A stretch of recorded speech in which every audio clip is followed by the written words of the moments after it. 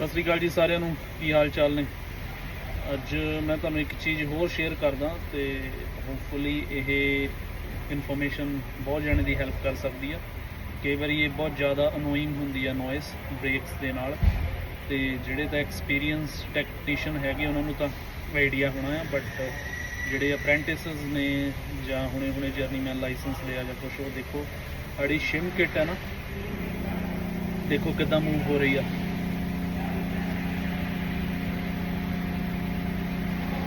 ਦਿਖ ਰਹੀ ਹੈ ਨਾ।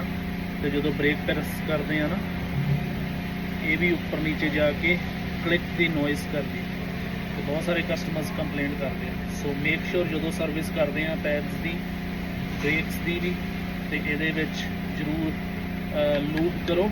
ਪਲੱਸ ਜੇ ਆ ਲੂਜ਼ ਆ ਤੇ ਇਹਦੇ ਲੌਕਸ ਨੂੰ ਪ੍ਰੋਪਰ ਸਿਕਿਉਰ ਕਰੋ ਕਿ ਇਹ ਮੂਵ ਨਾ ਹੋਵੇ ਜ਼ਿਆਦਾ। ਥੋੜ੍ਹੀ ਬਹੁਤੀ ਮੂਵਮੈਂਟ ਇਹਦੇ ਵਿੱਚ ਹੋਣੀ ਜ਼ਰੂਰੀ ਆ, ਬਟ ਜ਼ਿਆਦਾ ਨਹੀਂ, ਐਕਸੈਸਿਵ ਨਾ ਹੋਵੇ। ਓਕੇ ਜੀ, ਚਲੋ that it. So hopefully it will help. Okay ਜੀ, ਮਿਲਦੇ ਹਾਂ ਨੈਕਸਟ ਵੀਡੀਓ ਦੇ ਵਿੱਚ।